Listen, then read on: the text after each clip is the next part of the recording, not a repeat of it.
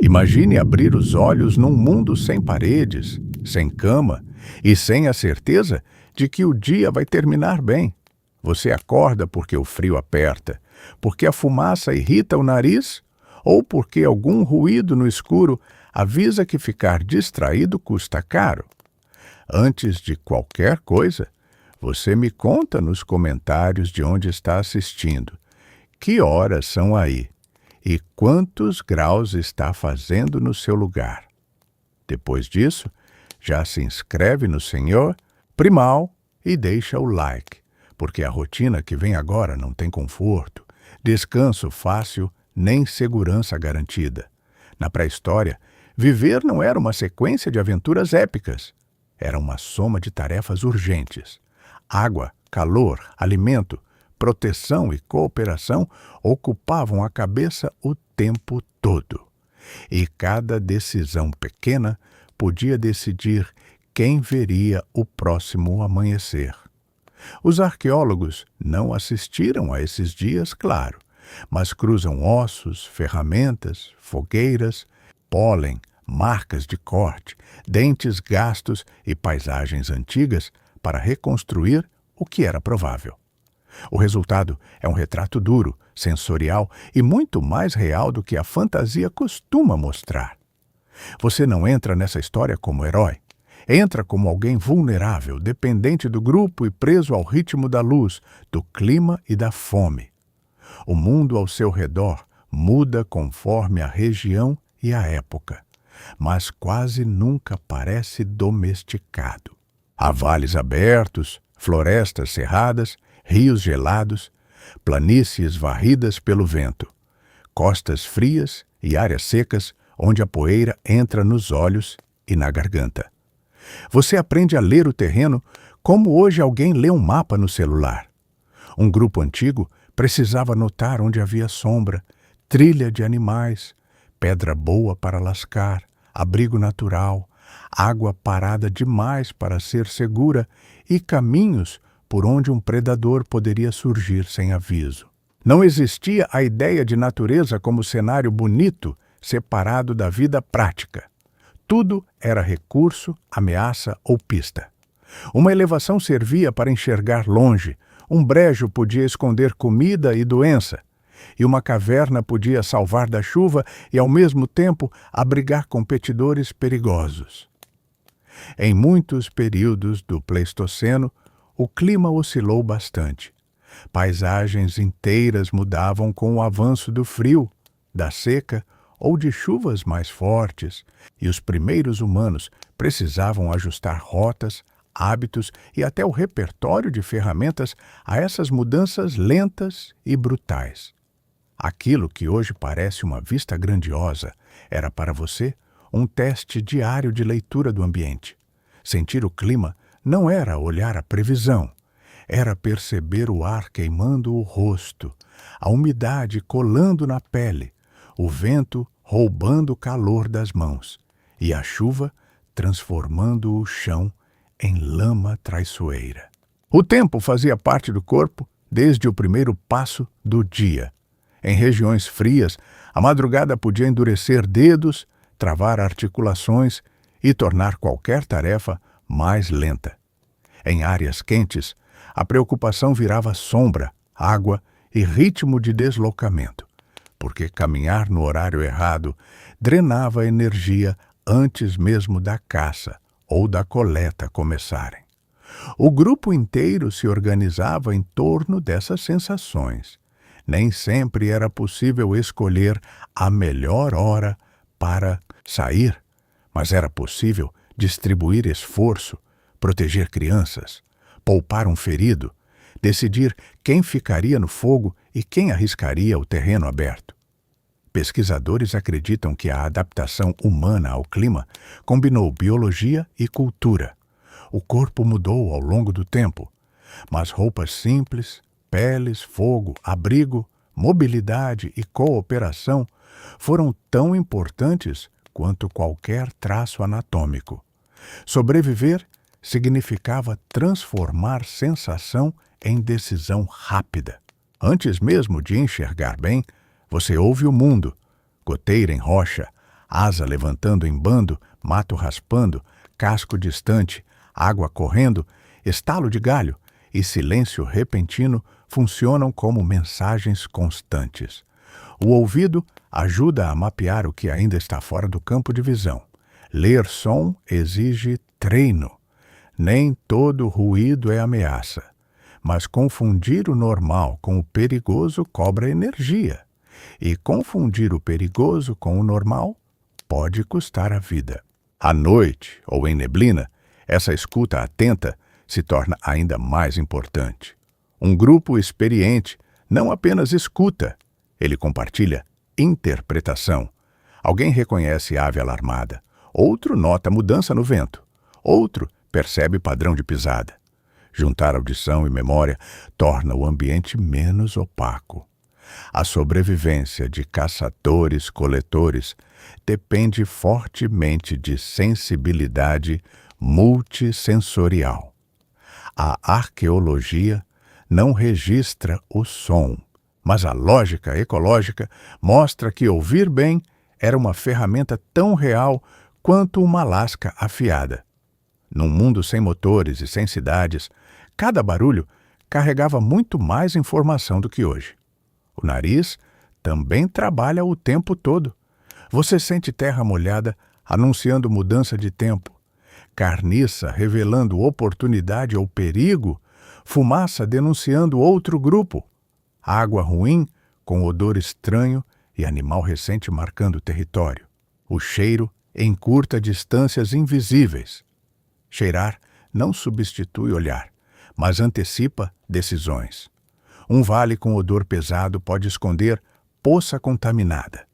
Um rastro forte pode indicar manada perto ou predador rondando.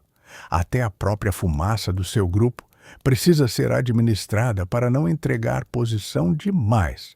Experiência acumulada transforma cheiro em linguagem compartilhada. O que para um jovem é apenas fedor, para alguém treinado pode significar direção, espécie, frescor da trilha ou qualidade do lugar para pernoitar. Pesquisadores frequentemente lembram que imaginar o passado só com base na visão moderna empobrece a reconstrução. A vida humana antiga era muito mais integrada a cheiro, textura, temperatura e som. Sobreviver bem exigia um corpo inteiro atento, não apenas olhos atentos. Olhar para o céu não era contemplação vazia. Você observa nuvens, cor do entardecer, direção do vento, posição do sol e, possivelmente, padrões noturnos das estrelas para antecipar frio, chuva, deslocamento e ritmo do dia seguinte. O tempo atmosférico decide quando sair, quanto lenha juntar, se vale cruzar um rio e se um abrigo improvisado basta para a noite. Antecipar mudança de clima com algumas horas de vantagem já pode salvar energia e reduzir exposição. Essa observação do céu provavelmente circulava como conhecimento partilhado, reforçando a experiência dos mais velhos e treino dos mais novos. O firmamento ajudava a organizar expectativa, e expectativa organizada reduz pânico. Não sabemos o grau exato de leitura celeste em períodos muito antigos, mas é plausível que o céu funcionasse como fonte constante de orientação e previsão prática, muito antes de qualquer astronomia formal.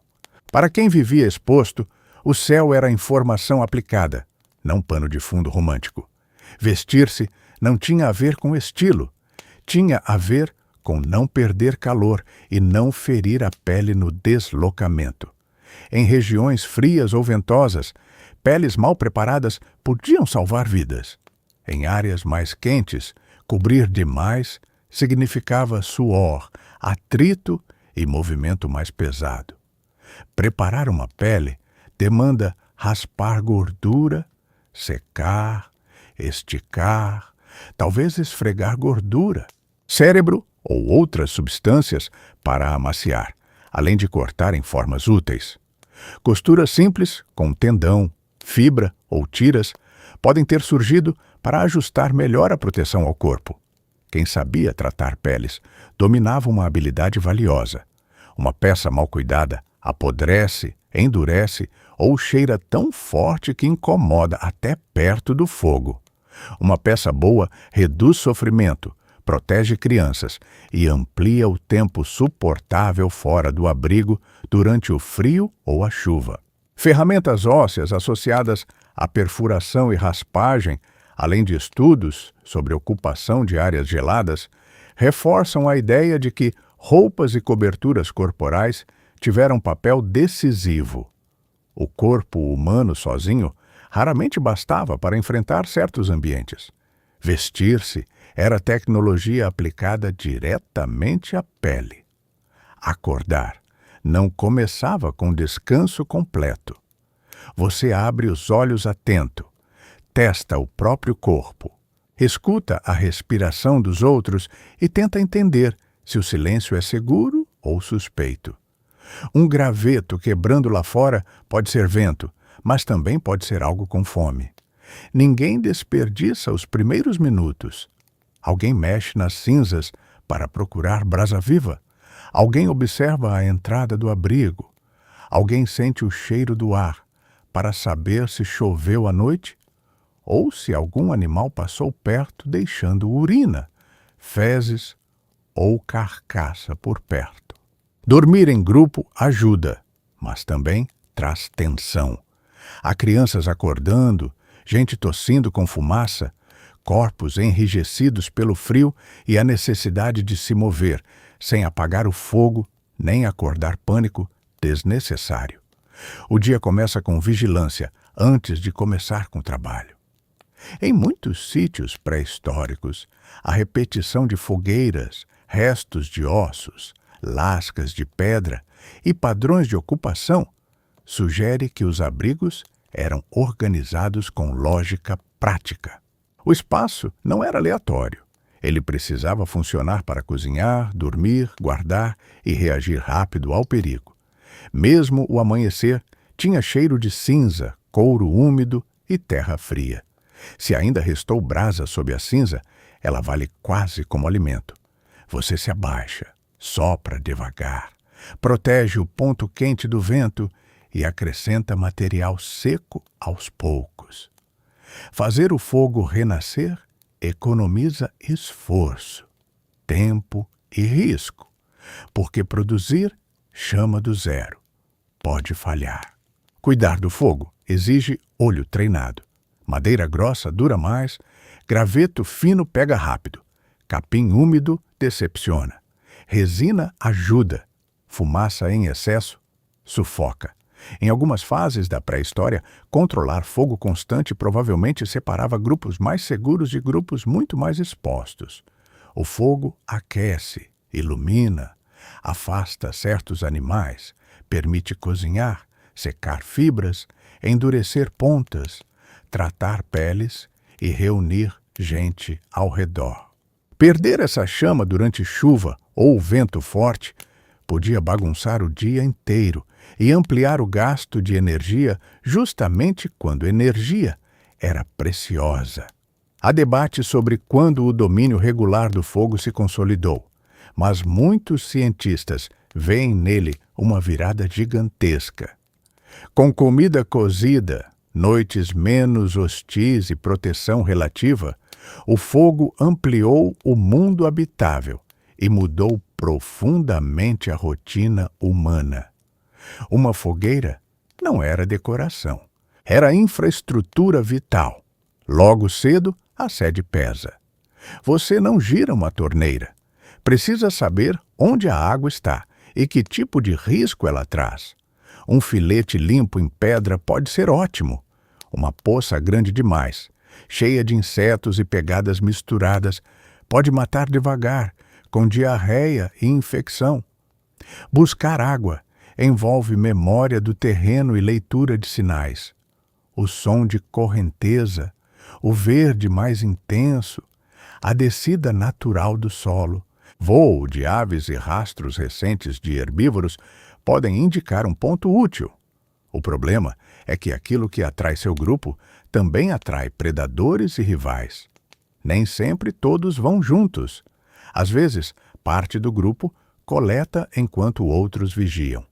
Crianças podem aprender cedo a reconhecer fontes, mas também precisam de proteção, porque margem de rio é lugar de escorregão, surpresa e disputa. Matar a sede nunca é um gesto banal.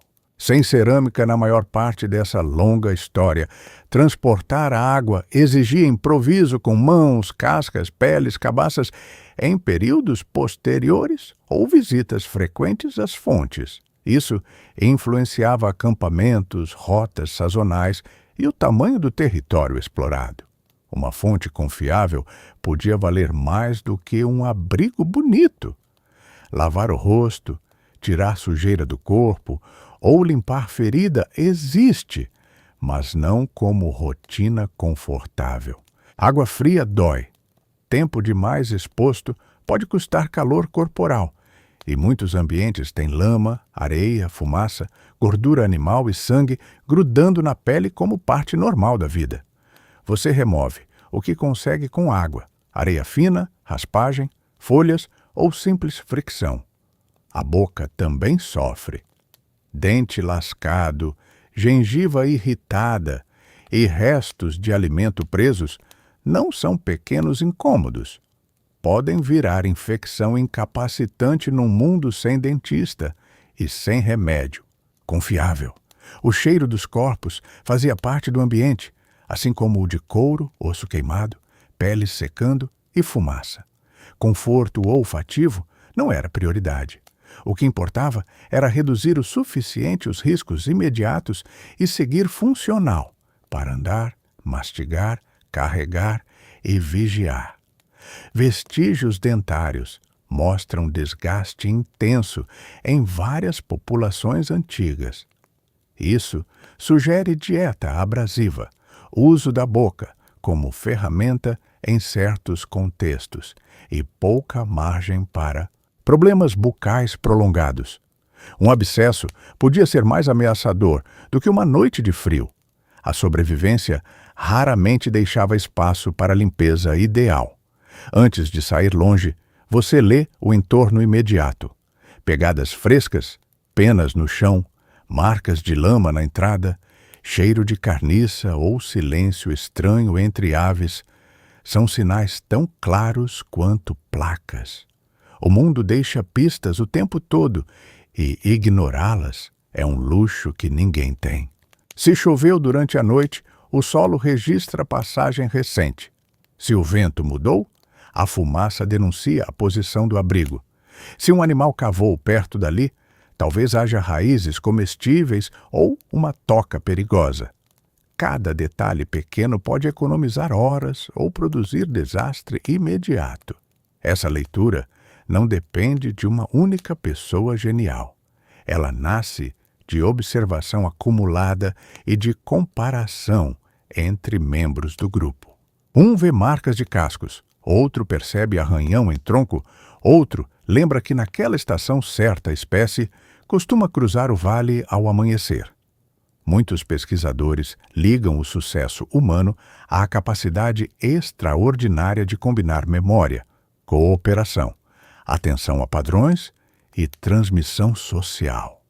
Ler o ambiente bem era quase como antecipar o futuro, com base em fragmentos do presente. O erro começava quando o terreno era tratado como pano de fundo e não como mensagem. Sem bússola e sem placa, você se orienta por relevo, curso de rio, posição do sol, sequência de morros, árvores marcantes, tipo de solo e lembrança de percursos anteriores. Perder-se não é metáfora, é risco concreto de sede, atraso, exposição e morte. A navegação mental precisa ser flexível. Chuva muda trilha, cheia altera margem, incêndio apaga referência. Neblina esconde pontos altos. O bom deslocamento depende de reconhecer padrões amplos, não só decorar detalhes fixos. Conhecer caminhos valorizava certas pessoas dentro do grupo. Quem sabia ligar pontos distantes, atalhos seguros e fontes confiáveis, carregava uma autoridade prática, baseada em utilidade imediata. A expansão humana por continentes inteiros pressupõe capacidade espacial avançada. Muito antes de mapas desenhados, os humanos já mapeavam o mundo por meio de trajetos memorizados e referências ecológicas. Carregar território na cabeça era uma forma de tecnologia cognitiva. Boa parte da comida não exige confronto com um grande animal. Exige olho atento e paciência. Você procura raízes, tubérculos, folhas, frutos, sementes, nozes, brotos e tudo que a estação oferece sem veneno óbvio. Coletar bem é menos espetacular que caçar, mas muito mais constante. A dificuldade está em reconhecer o que alimenta, o que irrita o estômago e o que só vale a pena depois de assado ou triturado. Algumas partes duras pedem pedra para quebrar, outras exigem escavação com galho ou osso, e muitas aparecem apenas em áreas específicas do terreno. Mulheres, homens, idosos e crianças podem ter contribuído para esse repertório em diferentes sociedades e momentos. O conhecimento vegetal raramente cabe numa caricatura simples. Saber onde achar comida previsível podia compensar dias ruins de caça e reduzir riscos desnecessários. Resíduos microscópicos em dentes e ferramentas, além de estudos com grupos tradicionais, sugerem que plantas tiveram peso maior do que por muito tempo se imaginou. A pré-história não foi feita só de carne e perseguições heróicas. Sobreviver bem dependia de reconhecer a abundância escondida em coisas pequenas. Arrancar uma raiz nutritiva parece simples até você sentir o solo duro, a unha quebrar, a mão gelar e a pressa apertar. Muitas calorias estavam enterradas. Você cava com galho, lasca de pedra, chifre ou os próprios dedos, até expor algo que compense o esforço e o tempo. Nem toda raiz serve da mesma forma. Algumas podem ser amargas cruas. Outras precisam de fogo para ficar mastigáveis. Outras rendem mais quando o grupo conhece o local exato e a época certa. O problema é que esse tipo de comida também varia bastante de estação para estação. Ensinar onde cavar e o que evitar era conhecimento precioso. Uma criança podia aprender observando, mas o aprendizado custava erro, tentativa e memória. Em tempos de escassez, esse saber miúdo podia sustentar o grupo quando animais grandes simplesmente não apareciam. A arqueologia botânica raramente preserva a refeição inteira, mas marcas indiretas e comparações etnográficas indicam que alimentos subterrâneos podem ter sido importantes em muitos contextos, principalmente por sua previsibilidade relativa. Muito da segurança alimentar podia estar escondido sob a superfície. Frutos maduros, nozes e sementes parecem presentes do ambiente, mas aparecem em janelas curtas. Você precisa decorar quando brotam, em que altura ficam, quais animais competem por eles e quanto dura a fartura antes do chão ficar vazio de novo. Coletar rápido evita desperdício. Parte pode ser comida na hora, parte pode ser carregada, quebrada, seca ou escondida por pouco tempo. Mesmo assim, quase nada dura o bastante para criar tranquilidade longa. A abundância na pré-história costuma ter prazo curto e geografia específica.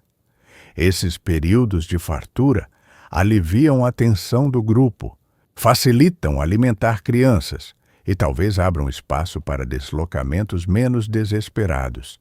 Ao mesmo tempo, concentram gente e bichos no mesmo lugar. Onde há fruta fácil, também há concorrência, barulho e oportunidade de emboscada. A dependência da sazonalidade moldou calendários mentais, sem calendário escrito. Os primeiros humanos liam floração, chuva, gordura dos animais, presença de aves migratórias e posição do frio, como quem acompanha um grande relógio ecológico. Comida fácil demais quase sempre vinha com companhia indesejada. Quando a grande caça falha, o mundo pequeno ganha valor. Você procura ovos em ninhos acessíveis, larvas em madeira podre, insetos sob pedras, mel onde a colmeia possa ser alcançada sem suicídio. Não é glamour, é proteína, gordura e açúcar em porções que somam muito. Mexer nesses recursos cobra preço. Abelha ferroa, formiga morde, penhasco quebra pescoço, ave agressiva defende o ninho.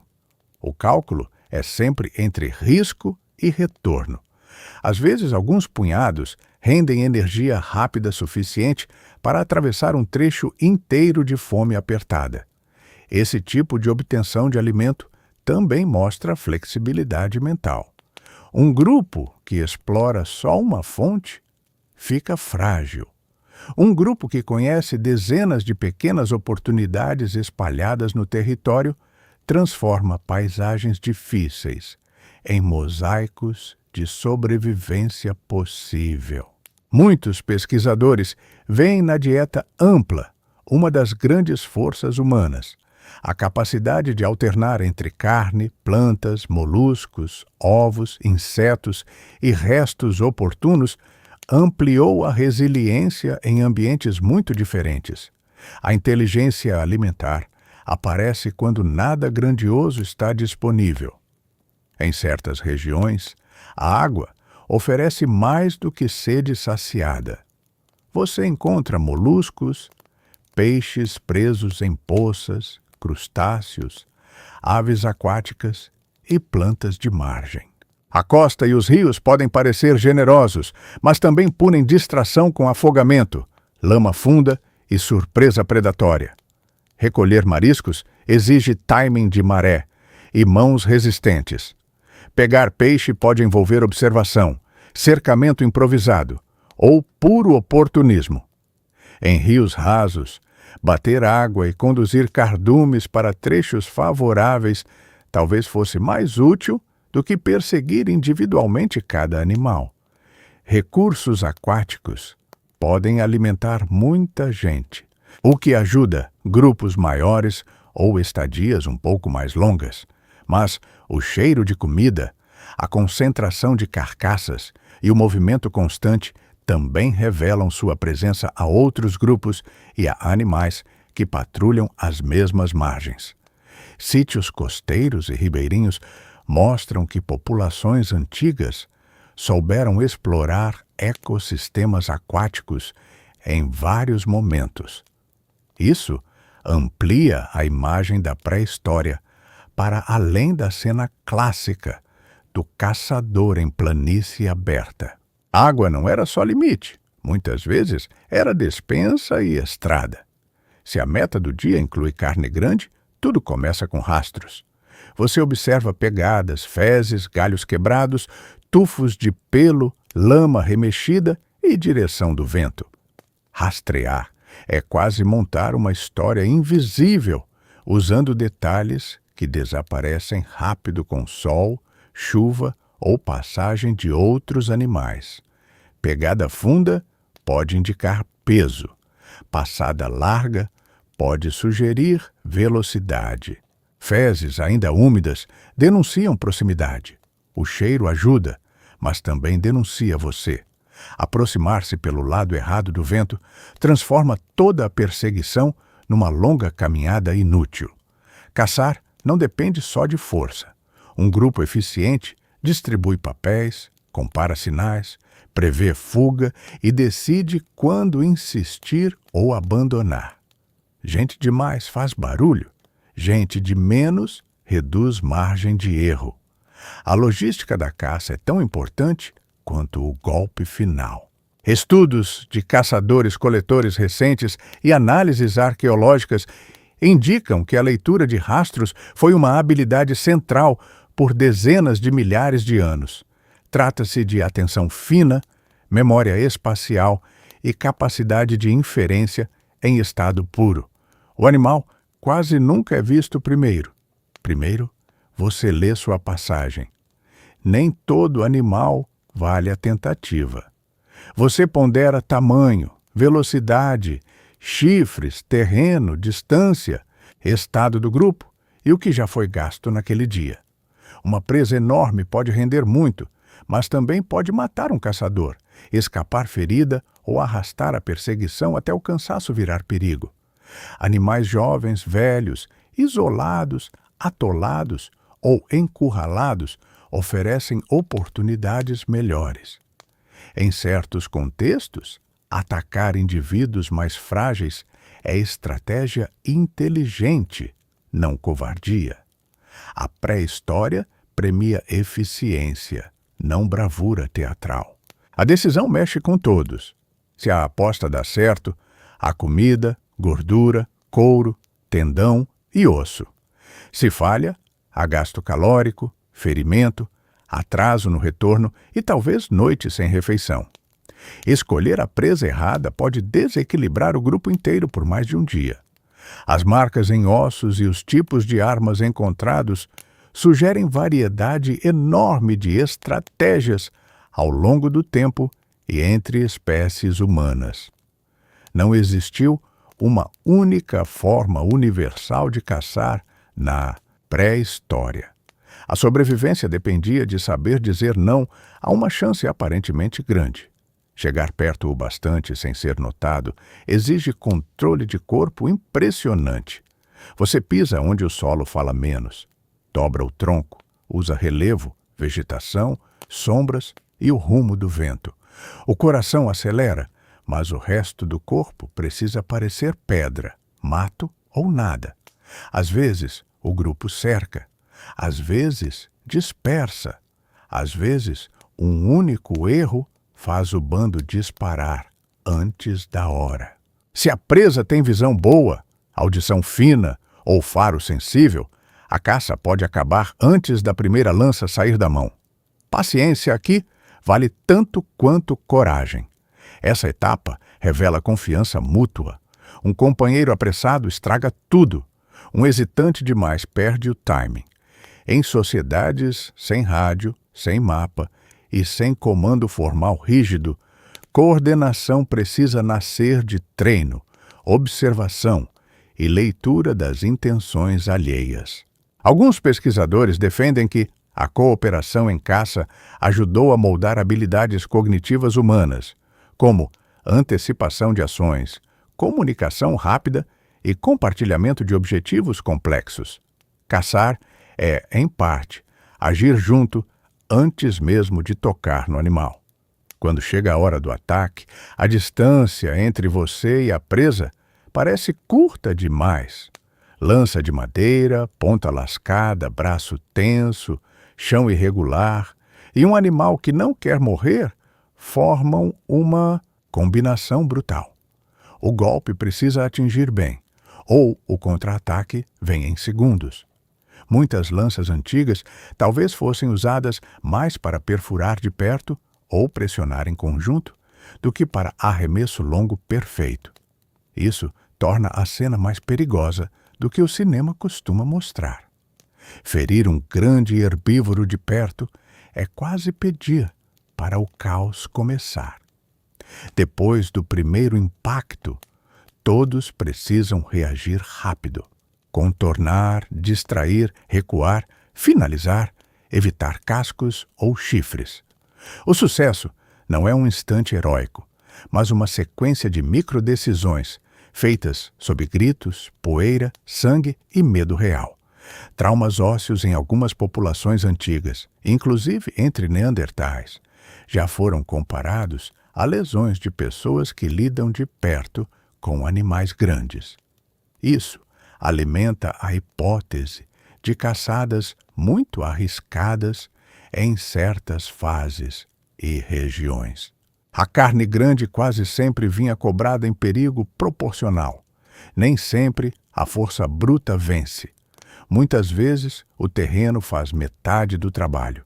Você conduz a presa para a lama, gargalo rochoso, margem escorregadia, barranco ou trecho onde o grupo já conhece as saídas. O ambiente vira arma quando o corpo sozinho não basta. Uma perseguição curta e bem planejada pode valer mais do que uma corrida longa. Cansar o animal, separar um indivíduo, assustar na direção certa e impedir rota de fuga são formas de aumentar a vantagem sem desperdiçar toda a energia do grupo. Planejar emboscada exige memória coletiva do lugar.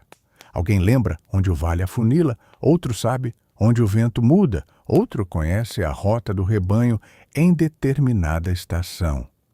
O conhecimento do terreno é patrimônio compartilhado e altamente estratégico. Há teorias de que penhascos, atoleiros e armadilhas naturais foram usados em alguns contextos, embora nem sempre seja fácil provar cada caso. Ainda assim, a arqueologia mostra que humanos antigos sabiam explorar a paisagem com inteligência tática. O terreno podia transformar fraqueza corporal em oportunidade mortal. Muitas caçadas terminam sem vitória. Você volta com fome, pernas pesadas e talvez uma ferida nova.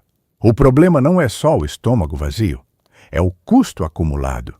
Cada tentativa frustrada consome tempo de coleta, deslocamento, lenha e vigilância, e à tarde não espera ninguém. Fracassar obriga a mudar de plano sem orgulho.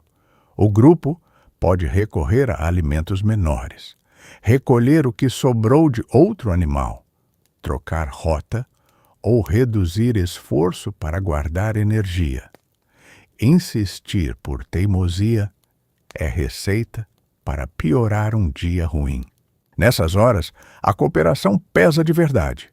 Quem encontrou raízes, quem guardou osso com tutano, quem protegeu brasas e quem conhece uma margem rica em moluscos, ajuda a amortecer o prejuízo.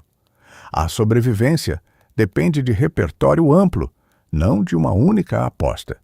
A imagem popular da pré-história costuma destacar triunfos de caça, mas a vida real provavelmente incluiu muito improviso após fracassos.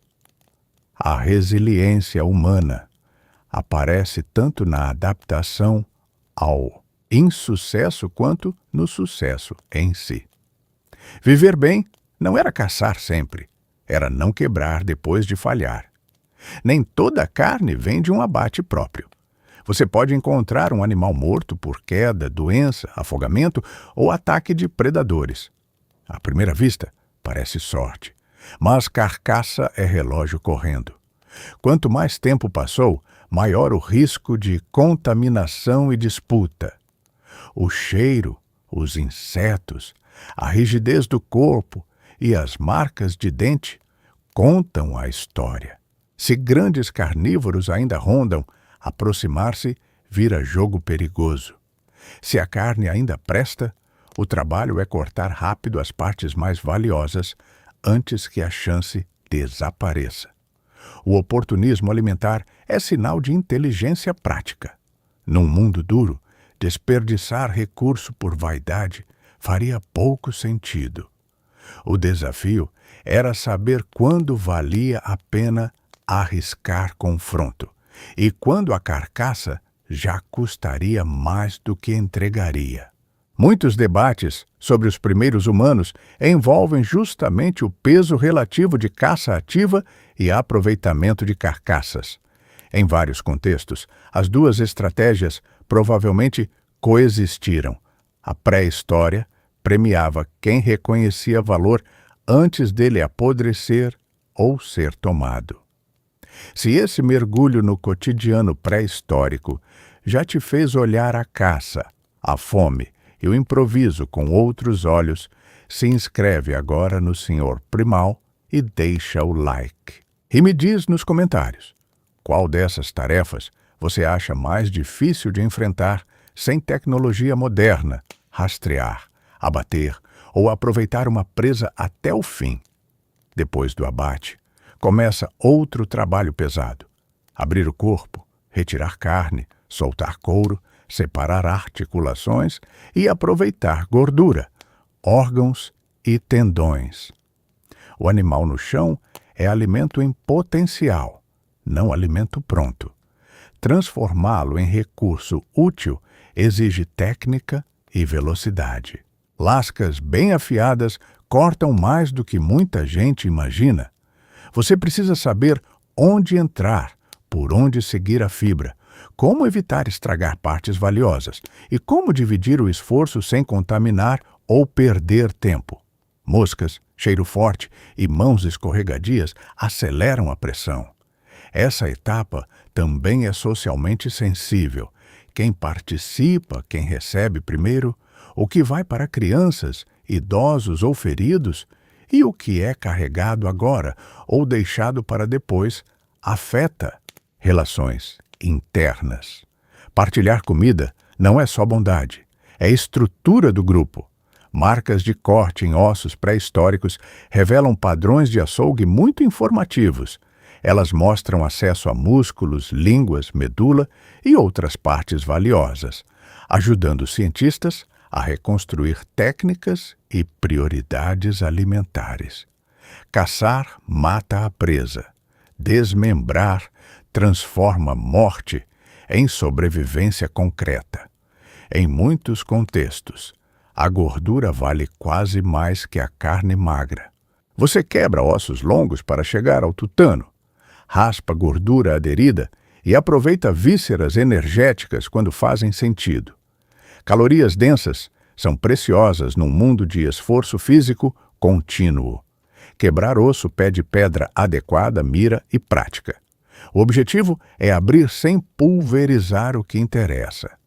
O som seco da fratura pode significar alívio imediato, porque ali dentro há energia concentrada, fácil de consumir e importante para enfrentar frio, fome e deslocamento longo. Crianças, idosos ou feridos talvez recebessem partes específicas por necessidade ou costume. Também é possível que certos cortes tivessem valor especial em ocasiões concretas. Mesmo sem escrita, regras de partilha moldam coesão, disputa e memória do grupo. O interesse por gordura é amplamente compatível com ecologia humana. Só carne muito magra nem sempre sustenta bem. Em ambientes frios ou épocas difíceis, fontes lipídicas podiam ser decisivas. Energia densa podia estar escondida naquilo que o olhar distraído chamaria de sobra. Conseguir alimento é apenas metade do problema. Levar até o abrigo é a outra metade. Você decide se transporta o animal inteiro, partes selecionadas, ou apenas o que é mais valioso. Distância, peso, risco de perder o resto para outros bichos e capacidade física entram na conta. Couro, fibras ou os próprios braços servem de improviso. Caminhar carregando carne altera a postura, velocidade e atenção. O grupo fica mais lento, mais cheirando a sangue e mais previsível. Voltar para casa com comida também significa ficar mais exposto pelo caminho. Essa logística revela divisão de trabalho. Alguns levam, outros vigiam, outros apagam rastros ou observam se algo segue o grupo. Uma boa caça mal transportada pode virar prejuízo, parcial se hienas, aves ou rivais alcançarem os restos antes do retorno. A distribuição de restos animais em certos sítios ajuda a inferir o que era consumido no local de abate e o que era levado ao acampamento. Isso mostra planejamento espacial e cálculo energético. Na pré-história, até a vitória precisava ser conduzida com método. Enquanto uns buscam comida, outros podem estar atrás de lenha. A madeira ideal não aparece pronta numa pilha seca. Você procura galhos caídos, material menos úmido, troncos compatíveis com a necessidade do momento e algo que possa ser trazido sem drenar a força do dia inteiro. Lenha fina, acende rápido. Grossa, sustenta calor. Madeira verde, fuma demais. Certas espécies queimam melhor ou pior. Em época chuvosa, encontrar material utilizável pode ser quase tão importante quanto achar alimento, porque sem fogo, o frio, a água e a carne crua pesam mais. Cuidar do fogo é trabalho contínuo, não detalhe doméstico. Quem domina ritmo de combustão, reposição e proteção da chama presta serviço central ao grupo. Em noites duras, essa habilidade pode ser a diferença entre descanso relativo e sofrimento em cadeia. Vestígios de carvão e padrões de fogueira em sítios antigos indicam uso recorrente e, muitas vezes, manejo cuidadoso. Isso sugere planejamento, além do simples ato de acender uma chama esporádica. Sem madeira certa, até um grupo experiente perde eficiência depressa. Quando há fogo estável, cozinhar muda tudo. Você pode assar carne, aquecer raízes, reduzir dureza, melhorar digestão e talvez diminuir parte dos riscos biológicos. O cheiro atrai gente e bicho, mas também anuncia uma chance rara de comer algo menos hostil ao corpo. Cozinhar não é perfeito nem limpo.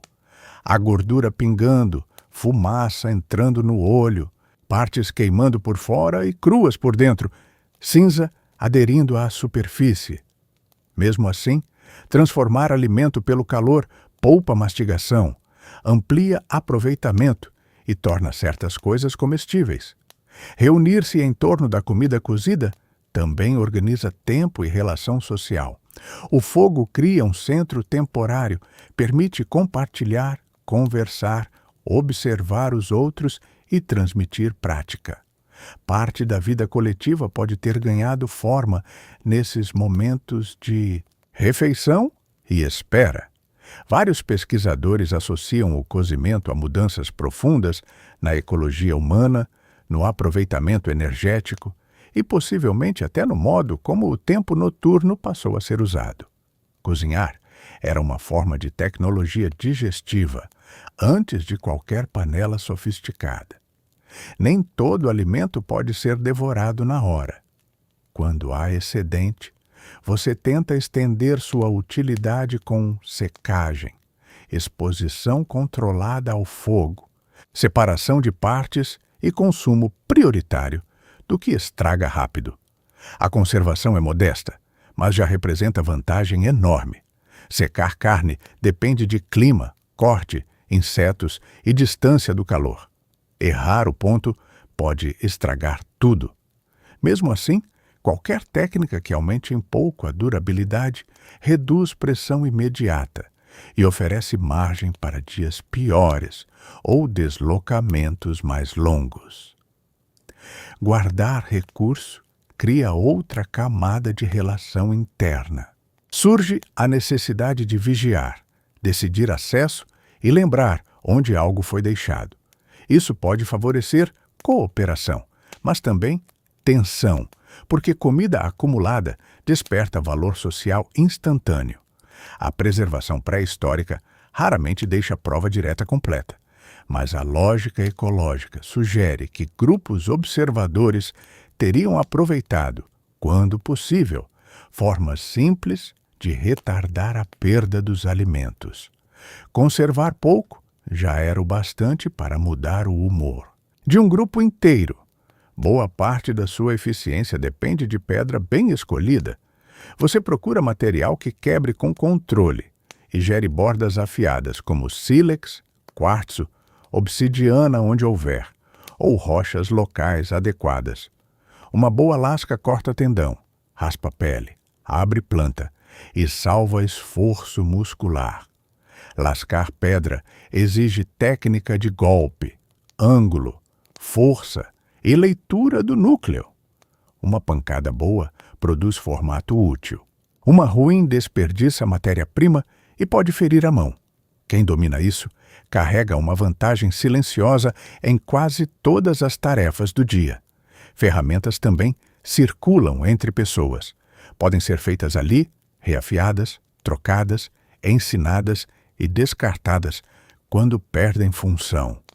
O chão cheio de lascas em certos sítios revela momentos repetidos de produção, manutenção e aprendizado coletivo. A indústria lítica é uma das janelas mais importantes para entender a pré-história. A forma das peças, o desgaste e a origem da rocha contam histórias sobre habilidade, mobilidade e escolhas técnicas. Um fio de pedra bem feito podia equivaler a tempo, energia e sangue poupados. Nem tudo era pedra. Madeira, osso, chifre, fibra vegetal e couro ampliavam o repertório. Você usa galhos como alavanca, hastes de lança, cestos improvisados, estacas de abrigo e utensílios simples. O problema é que muito desse material perece e desaparece do registro arqueológico. Osso pode virar ponta, agulha, raspador ou gancho.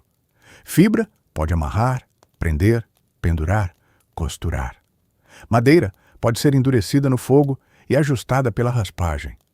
Um grupo que combina materiais diferentes aumenta muito a eficiência, sem precisar de objetos complexos demais. Como esses materiais se desgastam, a manutenção nunca para. Sempre há algo para refazer, apertar, remendar ou substituir. Isso transforma o cotidiano em oficina permanente, onde produção e uso estão quase colados um ao outro. A ausência de muitos artefatos orgânicos preservados provavelmente faz a pré-história parecer tecnologicamente mais pobre do que realmente foi. Parte da engenhosidade humana simplesmente não sobreviveu ao tempo. O que sumiu do solo talvez tenha sido crucial na vida real. Às vezes, a melhor pedra não existe perto do abrigo. Você precisa lembrar onde há afloramento bom, cascalho útil ou fontes distantes de material superior. Isso pode puxar rotas específicas e até justificar voltas repetidas a certos lugares do território. Buscar matéria-prima significa investir presente em ferramenta futura. Carregar núcleos, pré-formas ou peças prontas exige peso extra agora para ganhar eficiência depois. É planejamento em estado puro, pensado contra necessidades que ainda nem chegaram. Quem conhece esses pontos especiais agrega valor ao grupo e a circulação do material pode criar contato entre populações diferentes. Uma pedra vinda de longe conta história de viagem, troca ou memória territorial refinada. A proveniência geológica de artefatos mostra deslocamentos surpreendentes em muitos contextos pré-históricos, revelando mobilidade, planejamento e redes de contato mais amplas do que a aparência simples das ferramentas sugere. Até um seixo certo podia reorganizar quilômetros de caminhada. Nem todo o conhecimento vem pronto dos mais velhos. Você também aprende testando, errando e percebendo o que funciona melhor. Um galho diferente vira ferramenta melhor, uma rota economiza tempo, um jeito novo de secar carne rende mais. Uma pedra específica corta de modo superior. Esse tipo de experimentação acontece dentro de limites duros, porque o erro pode machucar ou desperdiçar recurso precioso. Ainda assim, sem tentar variações, o grupo fica preso a soluções piores. Inovar um pouco, pode mudar muito o rendimento cotidiano. Quando uma novidade funciona, ela pode ser imitada, corrigida e espalhada. A cultura humana cresce assim. Alguém percebe, outro copia, outro aperfeiçoa, e em pouco tempo o grupo inteiro passa a operar melhor, sem saber exatamente onde a ideia começou. A variabilidade das indústrias líticas e de outras práticas antigas sugere justamente esse acúmulo de micro-inovações ao longo do tempo, não apenas repetição mecânica de tradição. A sobrevivência humana avançou porque a curiosidade nunca ficou totalmente separada da necessidade. Olhar uma ferramenta pronta não basta para dominá-la. Você precisa ver o gesto, sentir a força certa, falhar algumas vezes e receber correção. Lascar pedra, tratar pele, identificar trilha e montar abrigo são habilidades corporais, não só listas mentais de instruções. Por isso, o cotidiano funciona como escola contínua. Crianças observam, jovens repetem, adultos ajustam, idosos corrigem e todos aprendem com a consequência prática do erro. O ambiente dá feedback imediato e nada abstrato. Ensinar bem aumenta a segurança do grupo inteiro. Uma geração que transmite técnica com clareza evita desperdício, acelera a autonomia dos jovens e preserva repertório de sobrevivência durante mudanças de clima ou território. Muitos pesquisadores veem no aprendizado social cumulativo uma das diferenças centrais da nossa linhagem. Não basta inventar, é preciso transmitir de forma estável o que foi inventado. A pré-história já exigia pedagogia, mesmo sem sala de aula. Quando existe caverna ou saliência rochosa útil, ela parece um presente, mas nunca é neutra. Você ganha proteção parcial contra vento e chuva, porém, compartilha o espaço potencial com umidade, fumaça presa, escuro profundo e a possibilidade de outros animais já considerarem aquele lugar deles. Escolher o ponto de dormir dentro do abrigo importa. Perto demais da entrada, entra frio e ameaça. Fundo demais acumula escuridão, umidade e dificuldade de reação. O fogo precisa ficar útil, sem sufocar todo mundo. Até o chão pede algum preparo para não roubar calor do corpo. Abrigo bom concentra gente, conversa, reparo de objetos, cuidado com feridos e crianças. Também intensifica atrito, porque proximidade constante expõe hierarquias, dependências e irritações. Proteger-se do ambiente não elimina o desafio de conviver apertado. Vestígios em cavernas mostram ocupações repetidas, áreas funcionais e uso prolongado em muitos casos. Isso sugere que esses espaços eram lidos e reorganizados com critérios práticos, não apenas ocupados ao acaso. Uma caverna salvava do tempo lá fora, mas criava um mundo social próprio lá dentro. Nem sempre há rocha disponível. Em muitos lugares, você precisa montar abrigo com o que encontra: galhos, ossos grandes onde existirem, pele, capim, folhas, postes simples e o relevo a favor. Essas estruturas são frágeis comparadas a uma casa, mas suficientes para cortar parte do vento.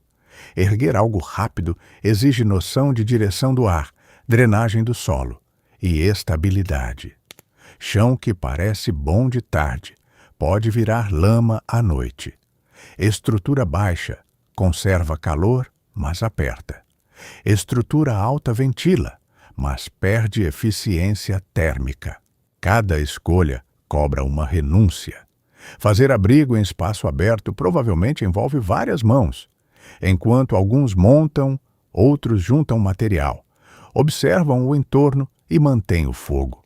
A construção simples vira ato de cooperação imediata, quase sempre feito sob pressão do clima ou da escuridão chegando.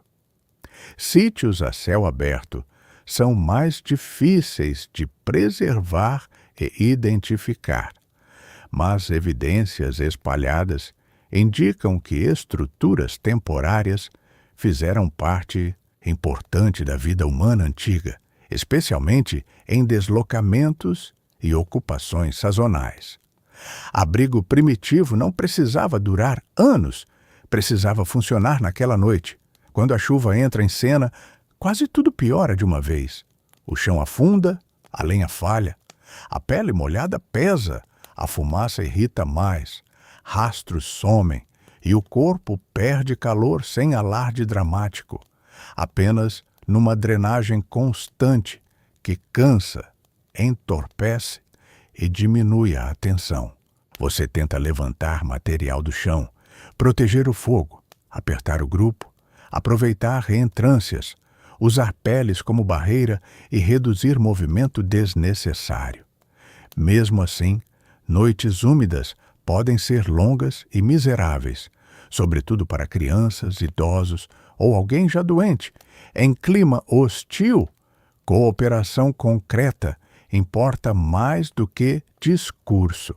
Revezar vigilância, ceder espaço melhor, compartilhar cobertura e priorizar quem está vulnerável ajuda o grupo a atravessar horas ruins sem quebrar sua capacidade para o dia seguinte.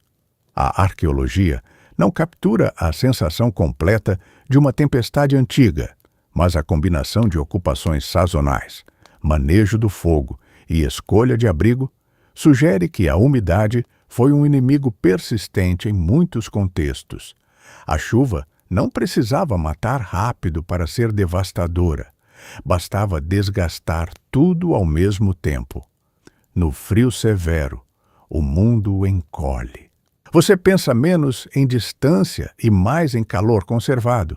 Mãos perdem precisão, rosto dói, sono vira risco e qualquer umidade no corpo se transforma em inimiga. Cada saída do abrigo precisa justificar a energia e o sofrimento envolvidos. Peles, fogo, proximidade corporal, abrigo baixo e alimentos energéticos ajudam, mas não fazem milagre. O corpo treme para produzir calor, consome mais combustível e cobra descanso que nem sempre pode ser dado. Trabalhar bem nessas condições exige disciplina e experiência. Grupos adaptados ao frio provavelmente organizavam o dia em torno de janelas curtas de eficiência, áreas de repouso mais protegidas e cuidado especial com quem produz menos calor ou perde mobilidade. A proteção coletiva amortecia limites individuais. A ocupação humana de ambientes frios é um dos grandes testemunhos de criatividade cultural. Sem tecnologia térmica avançada, nossos ancestrais precisaram hackear o clima com fogo, vestimenta, abrigo e planejamento fino. Frio extremo transforma erro pequeno em problema grande em pouco tempo. Nem toda a pré-história foi nevasca. Em ambientes quentes, o desafio muda de forma. Você sente a boca secar, o suor levar sal embora, a cabeça pesar e o passo perder força sob sol alto. A paisagem parece aberta, mas o corpo trabalha contra o próprio superaquecimento. O grupo ajusta horários, procura sombra, segue cursos d'água, reduz esforço nas horas piores e aproveita manhãs e fins de tarde. Cobrir o corpo parcialmente pode proteger do sol e do atrito, desde que não impeça a ventilação demais. Até a rota precisa respeitar a temperatura. Levar crianças e idosos sob calor duro exige ritmo coletivo mais cuidadoso. Ninguém anda no melhor passo individual. Anda no passo que mantém o conjunto vivo. Isso transforma o deslocamento numa negociação permanente entre urgência e preservação. A expansão humana por regiões quentes e secas reforça a ideia de grande flexibilidade ecológica. Nossos ancestrais sobreviveram porque ajustavam o comportamento ao ambiente, e não porque um único corpo perfeito servia para tudo. Sob sol pesado, a inteligência aparece no ritmo que você escolhe, não só na direção. O mesmo fogo que salva também castiga. Você sente os olhos arderem, a garganta secar e a fumaça colar no cabelo, na pele e nas peles do abrigo. Em espaço fechado ou mal ventilado, o calor melhora, mas respirar piora, e o equilíbrio nunca é perfeito. Posicionar a fogueira, abrir passagem de ar, escolher combustível menos úmido e organizar onde cada um fica, ajuda a reduzir o sofrimento, mas não elimina o problema. Muitas noites provavelmente tinham cheiro pesado e visão turva dentro do abrigo. Mesmo incômoda, a fumaça pode afastar insetos, secar material e sinalizar atividade coletiva. O grupo aprende a tolerá-la, porque os benefícios superam os custos, embora esse preço respiratório talvez fosse constante em várias populações antigas. A bioarqueologia ainda investiga impactos de exposição prolongada à fumaça. Mas, do ponto de vista prático, faz sentido imaginar pulmões frequentemente desafiados em contextos de fogo doméstico repetido. Conforto, na pré-história, quase sempre vinha misturado a algum tipo de incômodo inevitável. Além dos grandes perigos, existem tormentos pequenos e constantes: piolhos, pulgas, carrapatos, mosquitos, vermes, coceira, crostas e irritações. Nada disso rende lenda heróica, mas desgasta sono, humor, pele e atenção. O desconforto crônico faz parte do pacote. Você tenta catar parasitas, afastar fumaça, coçar menos que o impulso manda, limpar coberturas e evitar certos pontos do terreno. Ainda assim, muitos organismos encontram no corpo humano uma oportunidade excelente. O cotidiano inclui batalhas invisíveis e repetidas. Cuidar um do outro pode envolver retirar parasitas, observar feridas ou notar sinais de febre. Isso fortalece laços, mas também expõe a fragilidade física de todos. Ninguém era invulnerável. Todos carregavam pequenos problemas capazes de virar algo maior. Mesmo quando não restam os próprios parasitas, o estudo de ossos, sedimentos e analogias biológicas sugere que doenças e infestações já acompanhavam a experiência humana muito antes da vida urbana. Sobreviver não era só escapar do mamute, era suportar o incômodo que não acabava. Comer na pré-história exige boca resistente. Muitos alimentos são duros, fibrosos, cheios de areia microscópica, fumaça, tendão ou fragmentos que desgastam dente e mandíbula. Você mastiga porque precisa, mesmo quando a gengiva dói, e um lado da boca trabalha pior que o outro. Um dente quebrado muda o cardápio inteiro. Coisas que antes eram normais passam a exigir cozimento extra, pedaços menores ou dependência maior de alimentos macios e gordurosos. Dor de dente aqui não é um detalhe, é uma ameaça à nutrição e à disposição geral. Quem sofre na mastigação talvez precise de ajuda implícita, partes melhores, comida mais macia, tempo extra. Isso mostra como fragilidades individuais podem reorganizar práticas coletivas em grupos pequenos, onde cada corpo conta. Muitos crânios antigos exibem desgaste forte, cáries em alguns contextos, abscessos e outras marcas de uso intenso. A boca era instrumento de alimentação e, às vezes, de trabalho. Quando mastigar dói, a fome deixa de ser simples falta de comida e vira luta contínua. Corte, arranhão profundo, queimadura, torção, unha arrancada, perfuração por ponta ou queda em pedra. Ferimentos são quase inevitáveis. Você continua ativo porque precisa, mas qualquer lesão altera locomoção, caça, coleta, sono e humor. O corpo vira um limite visível. Sem farmácia, o cuidado é direto e imperfeito. Pressão para estancar, água quando possível, repouso relativo, calor do fogo, proteção improvisada e muita tolerância à dor. Ferida aberta atrai sujeira e infecção. Então, cada machucado traz um relógio oculto contra o organismo. Se alguém importante para a mobilidade do grupo se fere, todos ajustam o plano. A rota encurta, a carga redistribui, a vigilância aumenta. Um corpo ferido nunca é problema só daquele indivíduo, quando a vida coletiva é tão interdependente. Ossos cicatrizados mostram que muitos humanos antigos sobreviveram a lesões sérias por tempo considerável. Isso sugere não apenas resistência física, mas cuidado social consistente em vários casos. Na pré-história, recuperar-se podia depender tanto do grupo quanto do próprio corpo. Nem tudo que derruba deixa marca dramática. Febre, diarreia, infecção respiratória, intoxicação alimentar e outros males podem atingir de repente.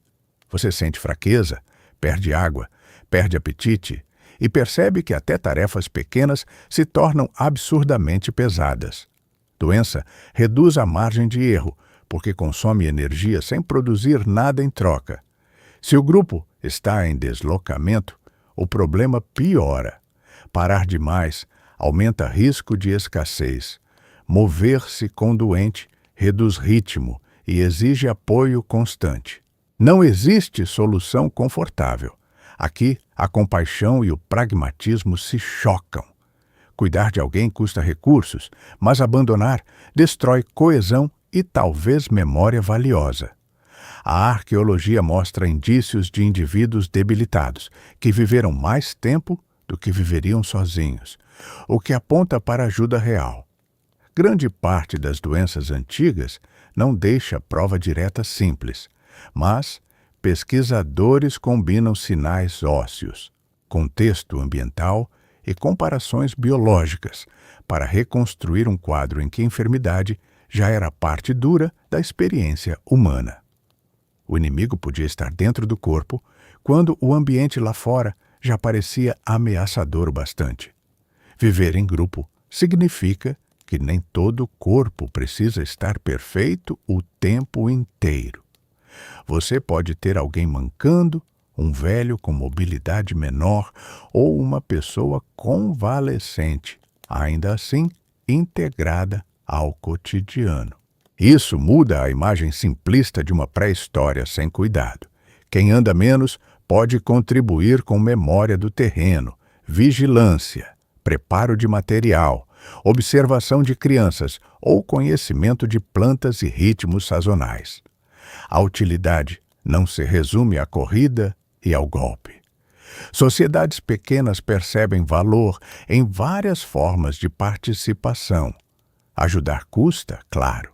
Carregar parte do peso, reduzir passo e repartir comida exigem sacrifício real. Mas esse investimento fortalece confiança e aumenta a chance de reciprocidade futura. Num mundo imprevisível, todo mundo pode virar vulnerável em algum momento.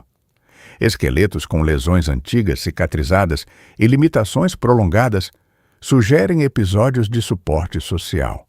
Isso não prova bondade romântica constante, mas enfraquece a ideia de que só os plenamente fortes tinham lugar. Cuidar dos frágeis também era uma estratégia de sobrevivência coletiva. Corpos humanos seguem ciclos, e isso também faz parte da pré-história. Menstruação, alterações hormonais, dor, sangramento e vulnerabilidade relativa precisavam ser enfrentados sem privacidade confortável, sem absorvente moderno e sem pausa ideal garantida. Isso não significa incapacidade automática, mas certamente exige adaptação prática, escolha de atividade, limpeza possível e suporte quando o corpo cobra mais. A vida antiga não suspende suas demandas porque alguém está atravessando um ciclo difícil. Reconhecer essas variações corporais pode ter influenciado divisão de tarefas, ritmo e cuidado dentro do grupo, ainda que de formas muito diversas ao longo do tempo e entre populações diferentes. A arqueologia raramente permite reconstruir esses aspectos íntimos com detalhe, mas ignorá-los empobrece a imagem do cotidiano. A pré-história era vivida por corpos reais, com limites reais. Detalhes biológicos invisíveis no registro ainda moldavam profundamente a experiência de viver. A gravidez atravessa a vida pré-histórica como desafio pesado e permanente. Você carrega mais peso, muda equilíbrio, sente cansaço, precisa de alimento e proteção extras e ainda vive num ambiente onde quedas, fome e infecção continuam rondando como antes. Atividades talvez fossem ajustadas conforme a fase e o contexto, mas nenhuma realidade antiga permitia repouso ideal contínuo. O grupo precisava equilibrar necessidade imediata com cuidado, porque uma gestante debilitada significava risco para ela e para o bebê. A reprodução não é só evento biológico, ela afeta a organização inteira. Surgem expectativas de ajuda, proteção maior em deslocamentos, partilha diferenciada de comida e atenção especial. Ao tempo de retorno, quando o parto pode estar próximo. Pesquisadores inferem essas pressões combinando biologia humana, comparação com grupos tradicionais e limites energéticos conhecidos. Gerar vida em ambiente pré-histórico exigia muito mais do que apenas sobreviver a um dia comum. Cada nascimento em potencial carregava meses de logística invisível. Parir sem hospital, sem antibiótico e sem analgesia moderna faz do nascimento um momento arriscado para todos. Você precisa de abrigo minimamente seguro, ajuda prática, água quando possível, calor e sorte contra sangramento, infecção e exaustão extrema. Depois do parto, o desafio não diminui. O bebê precisa mamar, aquecer, ser carregado, acalmar e sobreviver a micro-organismos, frio, fumaça, insetos e eventuais deslocamentos. A mãe, por sua vez, pode estar fraca, dolorida e ainda assim cercada de tarefas urgentes. Essa fase, provavelmente, reforçava redes de apoio feminino e coletivo em muitos grupos, embora as formas exatas variassem. O nascimento de uma criança mexe com sono, ritmo, alimentação e segurança do grupo inteiro. A alta vulnerabilidade infantil é uma das chaves para entender por que cooperação e cuidado prolongado tiveram tanto peso na evolução humana. Crianças demoram a ficar autônomas, e isso muda toda a estrutura social. Na pré-história, começar a vida já era atravessar um gargalo perigoso. Se você está curtindo essa viagem pela realidade brutal dos primeiros humanos, aproveita para se inscrever no Senhor Primal, deixar o like e comentar uma coisa. O que mais te impressiona até aqui? O cuidado com os frágeis, os riscos do corpo ou a tensão de viver em grupo sem conforto algum? As crianças não ficam só assistindo. Você as vê aprender andando atrás dos adultos, imitando gestos, carregando pouco, observando rastros, experimentando materiais e errando em escala menor. A infância pré-histórica mistura vulnerabilidade com participação crescente.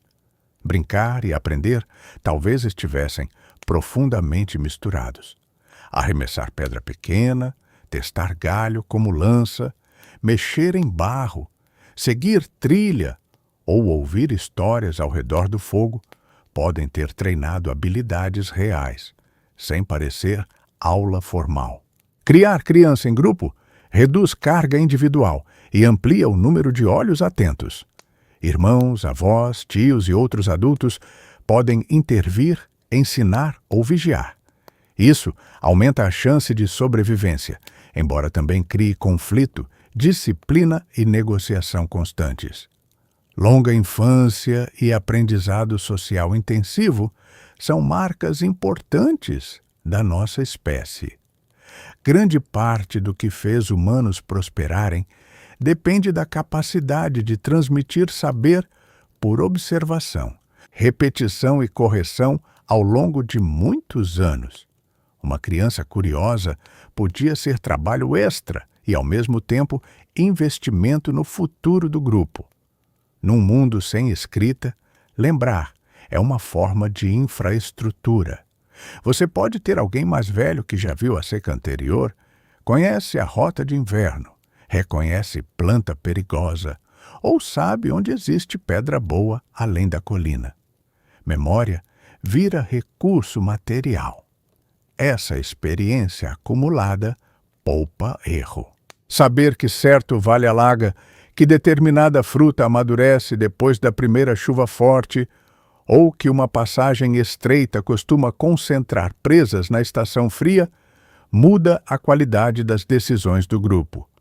O valor dos mais velhos não depende só de força física.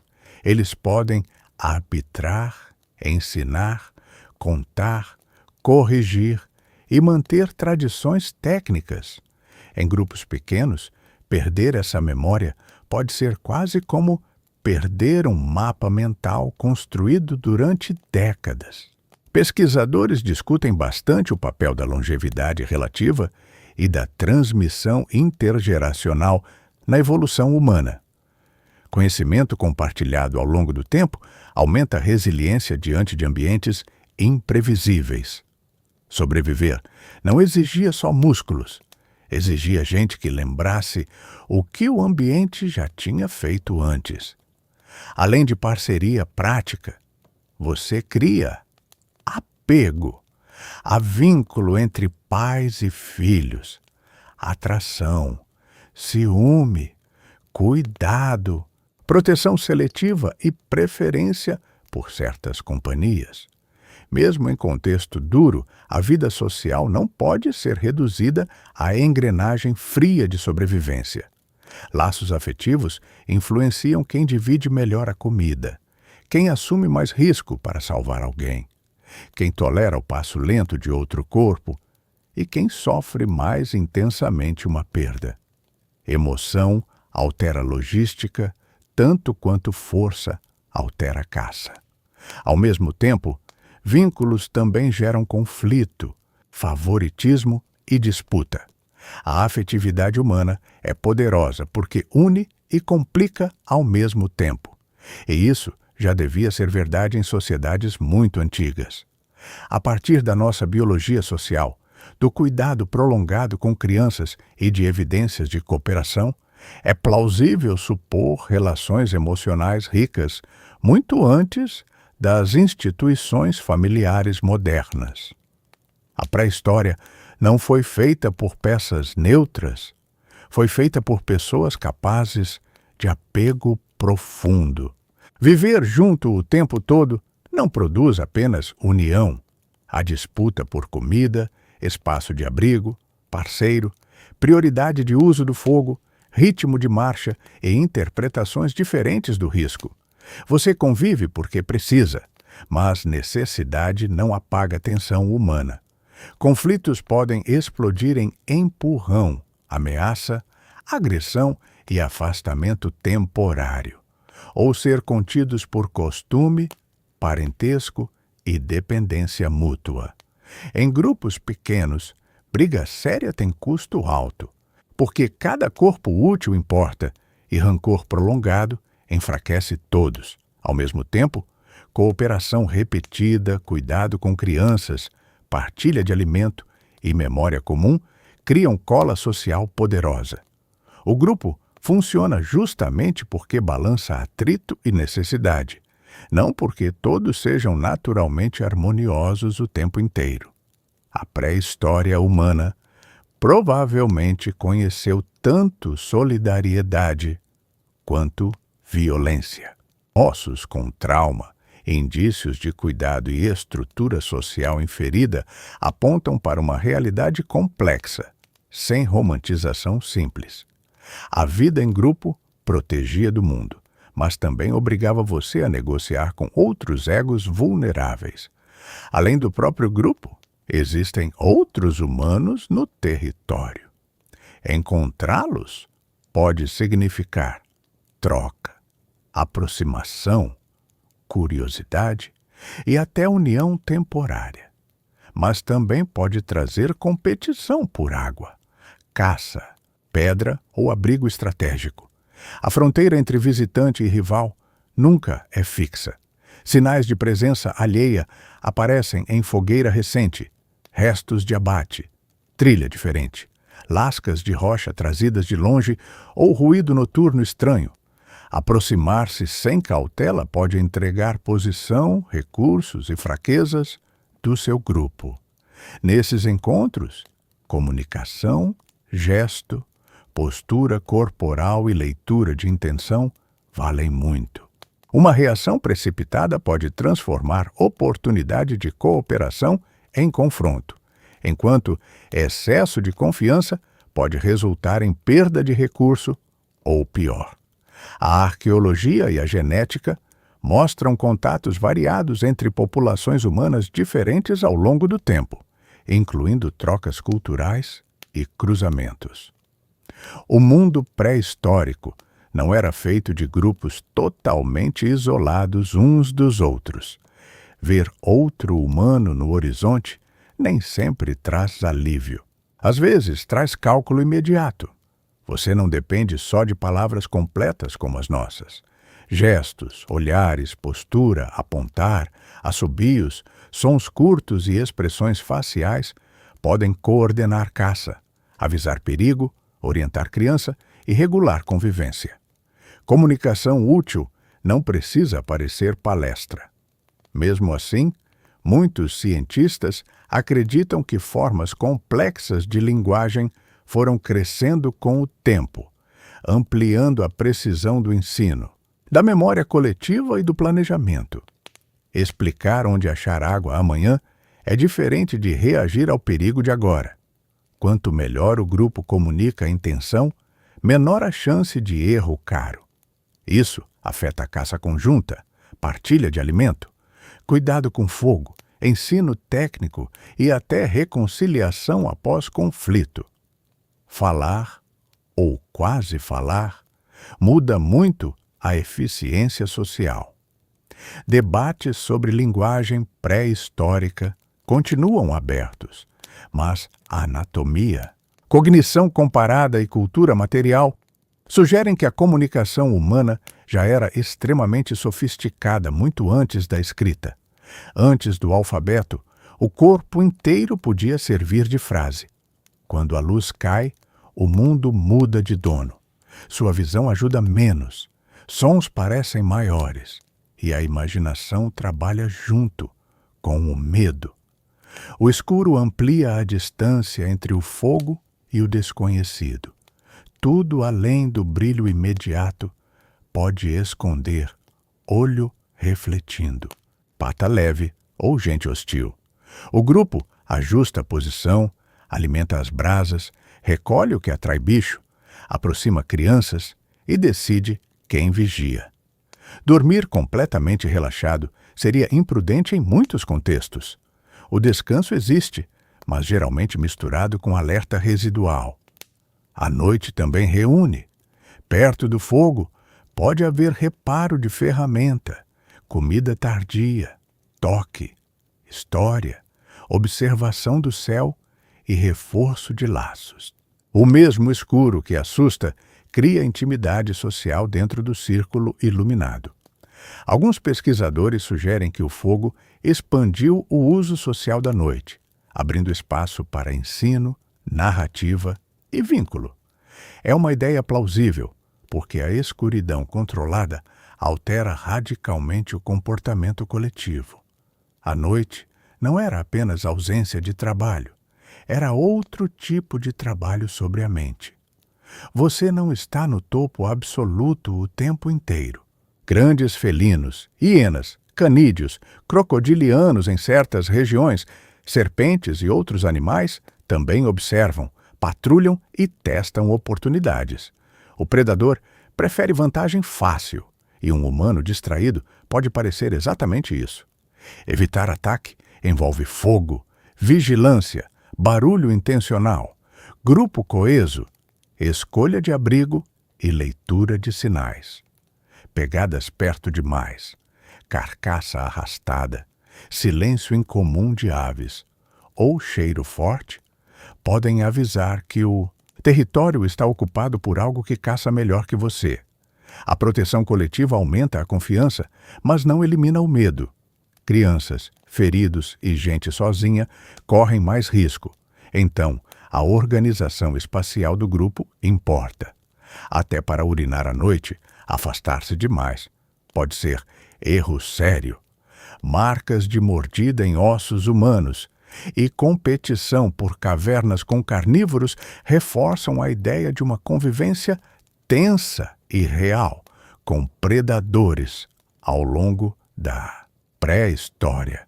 Você também era parte da cadeia alimentar em vários lugares e momentos. Dormir bem é raro quando o chão é duro, o frio sobe pelas costas, a fumaça irrita, os insetos incomodam e o ouvido permanece meio acordado.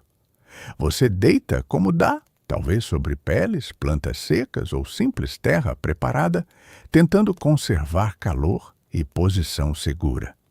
O corpo busca descanso, porque o dia seguinte exige desempenho, mas o ambiente fragmenta o sono. Mudança de vento, criança chorando, brasa falhando, dor de ferida ou ruído do lado de fora bastam para quebrar o repouso e devolver todos ao estado de alerta. Dormir em grupo protege, aquece e distribui vigilância, mas também significa compartilhar tosse, cheiro, movimento e ansiedade.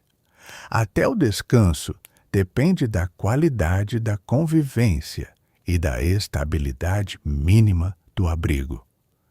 Não sabemos exatamente como cada população dormia, mas é plausível imaginar padrões mais segmentados e sensíveis ao ambiente do que o sono idealizado moderno. O organismo precisava conciliar recuperação com vigilância. Na pré-história, adormecer já era um ato de confiança calculada. Nem todo momento desperto é produtividade máxima. Em horas ruins de calor, depois de esforço pesado, ou enquanto se espera o momento certo da maré, da sombra ou do deslocamento, você também para. Esse descanso curto é investimento corporal, não preguiça. Sentar, mastigar devagar, reorganizar carga, reparar ferramenta ou simplesmente respirar à sombra ajuda a preservar energia para a próxima exigência. Gasto contínuo, sem pausa, destrói eficiência e aumenta erro. E erro no ambiente antigo costuma sair caro. Paradas também servem para ensinar, observar crianças, compartilhar informação e decidir o próximo passo. O grupo pensa melhor quando não está colapsando de fadiga. A vida caçadora-coletora não deve ser imaginada como movimento frenético ininterrupto. O ritmo humano alterna explosões de esforço com janelas de recuperação, e essa alternância provavelmente já moldava o cotidiano antigo. Saber quando não se mover podia ser tão importante quanto saber atacar ou fugir. Mesmo em ambiente brutal, a vida não é só ameaça. Você pode sentir alívio real ao encontrar água fria, calor bom depois do vento, carne gordurosa depois de horas vazias, sol tocando o corpo úmido ou silêncio seguro por alguns minutos ao redor do fogo. Esses momentos curtos têm valor enorme porque restauram mente e corpo. Um grupo que experimenta prazer simples também reforça motivação, vínculo e sensação de continuidade. Nem tudo é miséria sem pausa. Existem respiros preciosos entre as durezas. Rir, brincar, tocar, observar uma criança curiosa ou saborear uma refeição melhor do que o esperado podem fortalecer a coesão tanto quanto uma caçada bem-sucedida. Emoção positiva também é ferramenta de sobrevivência coletiva. Embora o registro arqueológico não preserve estados de espírito, seria artificial imaginar humanos antigos apenas como máquinas tensas. Nossa biologia social e emocional já aponta para a busca de conforto, afeto e prazer compartilhado. A dureza do mundo torna cada pequeno alívio muito mais intenso do que na rotina moderna. Ficar sempre no mesmo lugar nem sempre funciona. Você segue animais, estações, água e disponibilidade de plantas. O território vivido é uma rede de pontos conhecidos, passagens perigosas, fontes confiáveis e áreas que só valem a visita em certo mês ou em certo clima. Mover o grupo exige escolher rota que equilibre distância, segurança, recursos e capacidade dos mais lentos, levar crianças, feridos, utensílios e fogo vivo quando possível torna tudo mais complexo. Andar não é só deslocamento, é logística integral. A mobilidade também define relações com outros grupos e com a memória. Certos lugares viram referência emocional, técnica ou ritual. Outros são evitados por trauma, risco ou fracasso passado. A paisagem se torna história vivida, não apenas espaço físico. A circulação de matérias-primas por longas distâncias e a ocupação repetida de certos pontos sugerem rotas mentais bem estabelecidas em muitas populações antigas. Mover-se bem significava carregar um mapa coletivo dentro da cabeça. Cada deslocamento encontra barreiras. Rio cheio atrasa, correnteza arrasta, montanha drena força, mata fechada esconde trilha e planície aberta expõe demais.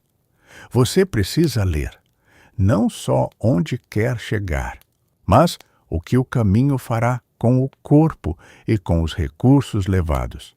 Escolher travessia ruim pode custar material, alimento e gente. Às vezes, vale esperar o nível baixar, contornar por horas ou cruzar em vários trechos menores. A pressa é tentadora, mas a pré-história pune fortemente decisões de rota mal calculadas. Nessas situações, liderança pode ser mais situacional do que fixa. Quem conhece aquele terreno fala mais alto. O saber técnico muda de mãos conforme o problema muda, e isso torna a organização do grupo mais flexível do que um comando único permanente.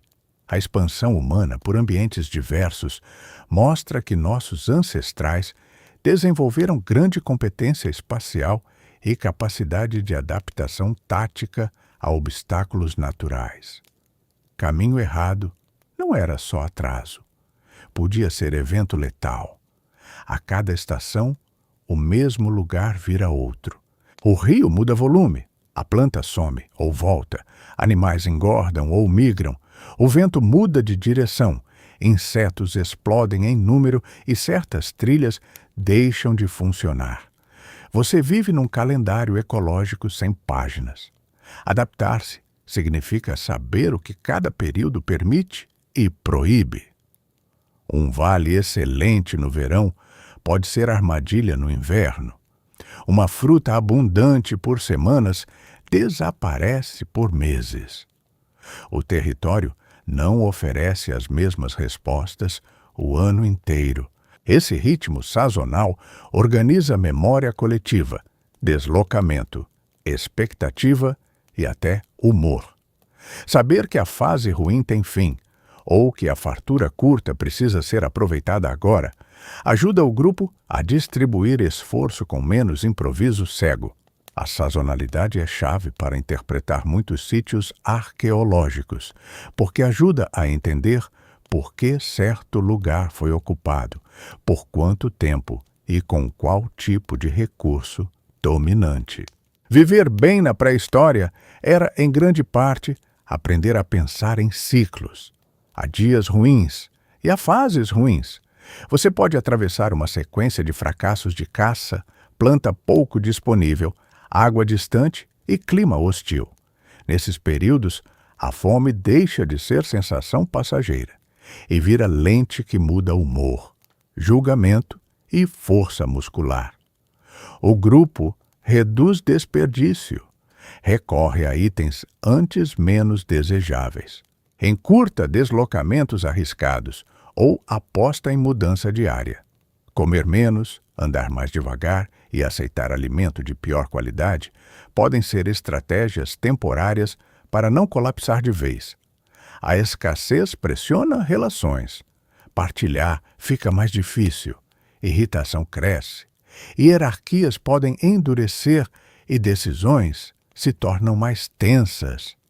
Ainda assim, justamente nesses momentos, a coesão define quem atravessa a crise com alguma integridade. Muitos ambientes pré-históricos eram marcados por sazonalidade forte e imprevisibilidade. A capacidade humana de suportar períodos de aperto sem desorganização total foi central para a sobrevivência de longo prazo. A pré-história não era fome contínua todo dia, mas a possibilidade dela nunca saía completamente do horizonte. Ao longo de gerações, o mundo não fica igual. O frio avança, depois recua. A chuva some, depois volta. Uma planície fértil vira paisagem rala. Um corredor de passagem fecha. Você talvez não perceba a história completa num único dia, mas sente seus efeitos no repertório da vida. Grupos precisam alterar dieta, ferramentas, rotas, calendário mental e até locais de encontro. Quem insiste em agir como antes pode perder eficiência rápido. Adaptar-se é perceber que o ambiente de hoje não responde como o de anos atrás. Essas mudanças longas também mexem com identidade e transmissão cultural.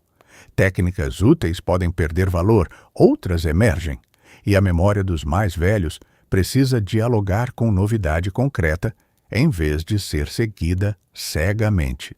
O Pleistoceno foi marcado por oscilações climáticas intensas, e a história humana está profundamente entrelaçada a essa instabilidade.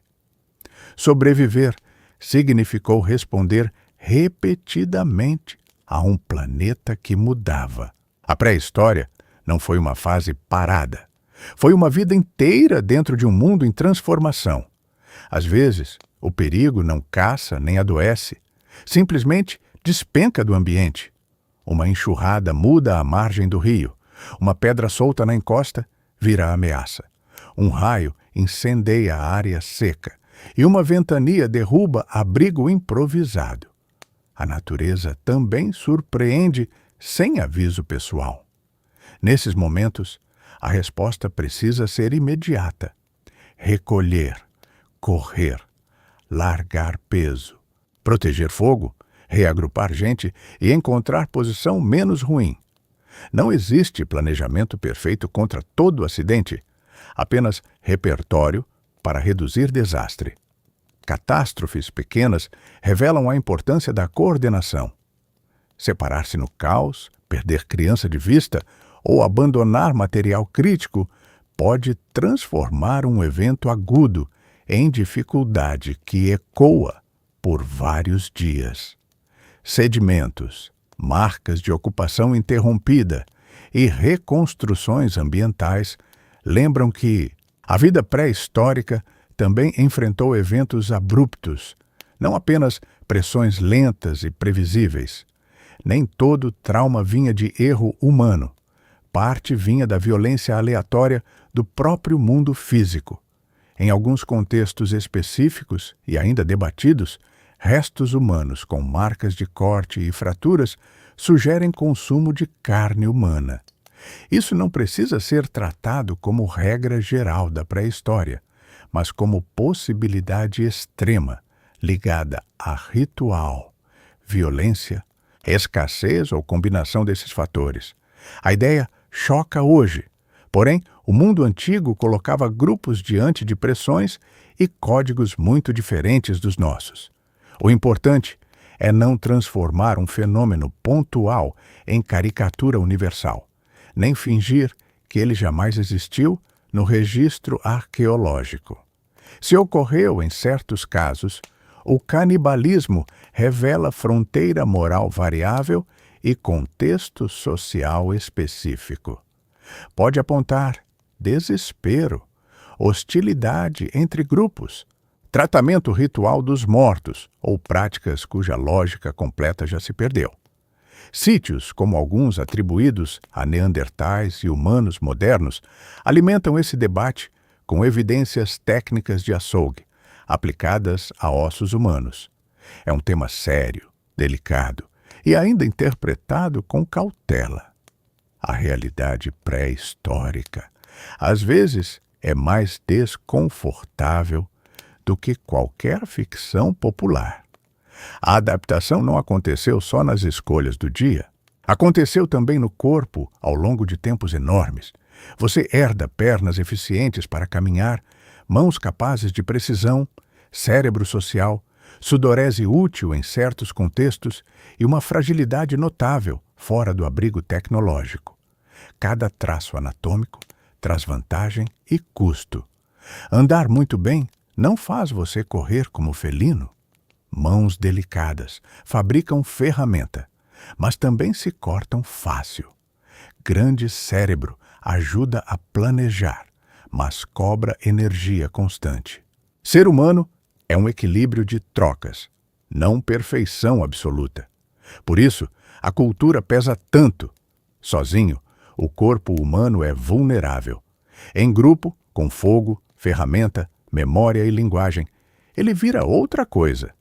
A verdadeira força da nossa linhagem talvez esteja justamente nessa combinação entre carne limitada e cooperação criativa. A paleoantropologia vê a evolução humana como um mosaico de mudanças graduais. Experimentos bem-sucedidos e soluções culturais cada vez mais importantes para compensar limitações biológicas. Você não venceu a natureza por ser invencível.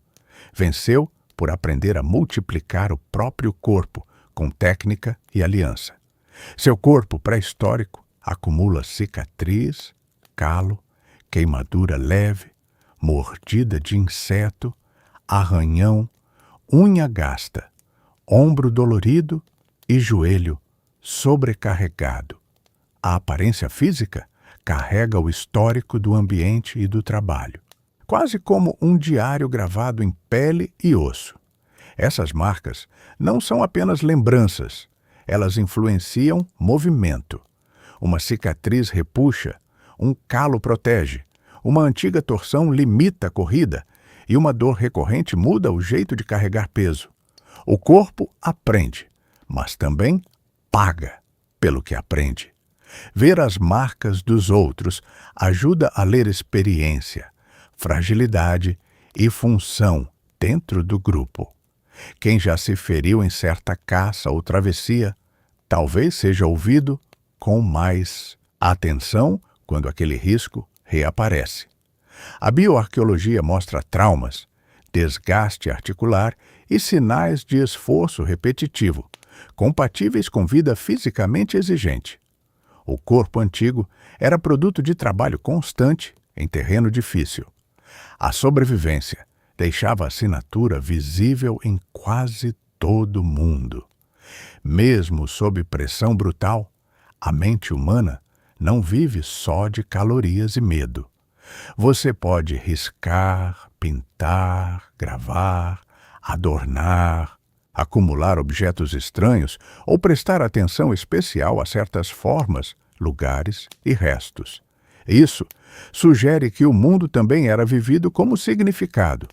Pigmentos, marcas em osso, uso de garras, conchas perfuradas ou composições visuais não aparecem em todos os grupos da mesma forma, mas indicam algo importante: espaço mental para representação, identidade e talvez memória compartilhada além da utilidade imediata. Símbolo ajuda a unir, distinguir, lembrar e emocionar. Um objeto carrega história. Uma marca pode sinalizar pertencimento. Uma pintura pode transformar parede em cena coletiva. A vida dura não impediu imaginação. Talvez até a tenha alimentado. Os debates são intensos, porque nem todo vestígio simbólico é fácil de interpretar. Ainda assim, a tendência geral aponta para capacidades cognitivas ricas e variadas em diferentes populações humanas. A brutalidade do cotidiano não apagou a necessidade humana de enxergar mais do que função nas coisas. A morte não era visita rara. Você a encontra em recém-nascidos frágeis, velhos exaustos, caçadas mal resolvidas, infecções, frio, enchente, queda e violência. Conviver com perda frequente muda profundamente a forma como o grupo percebe risco, apego e continuidade.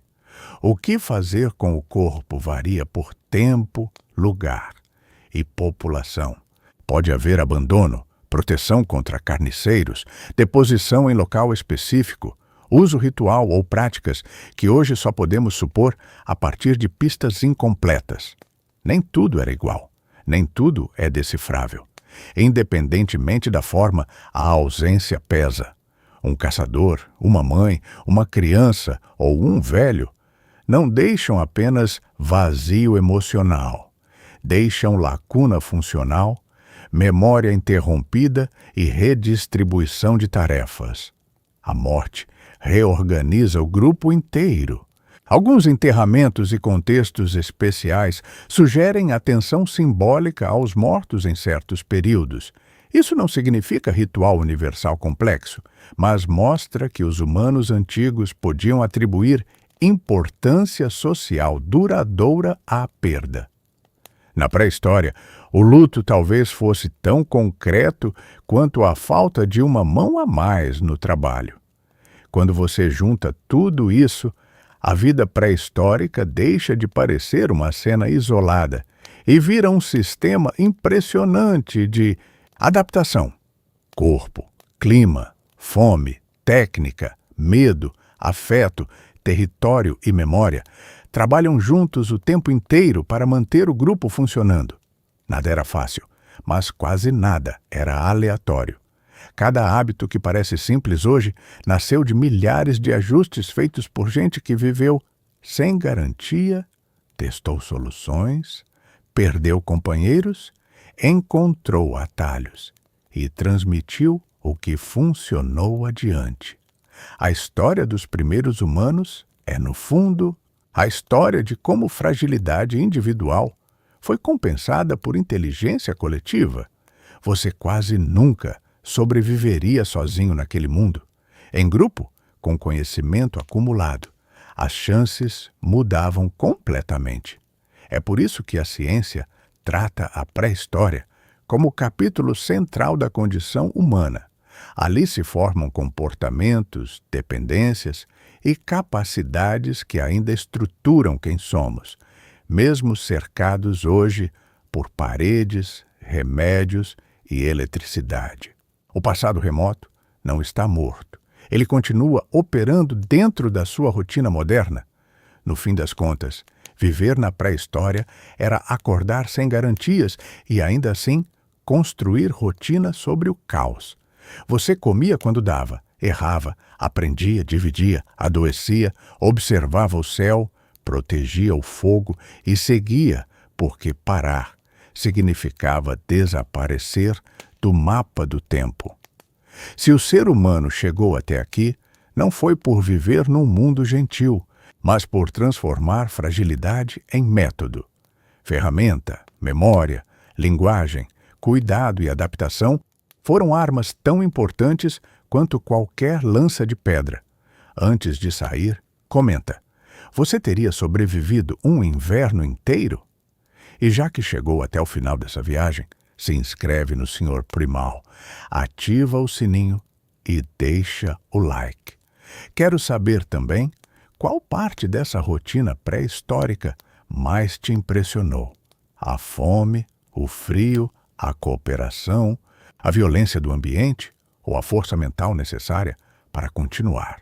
As evidências mudam, novas descobertas aparecem e várias hipóteses seguem em debate, mas uma imagem permanece forte. A pré-história não foi um prólogo vazio, foi o laboratório brutal, onde nossa espécie aprendeu, falhou, mudou e insistiu. Você existe porque incontáveis dias assim não quebraram completamente quem veio antes.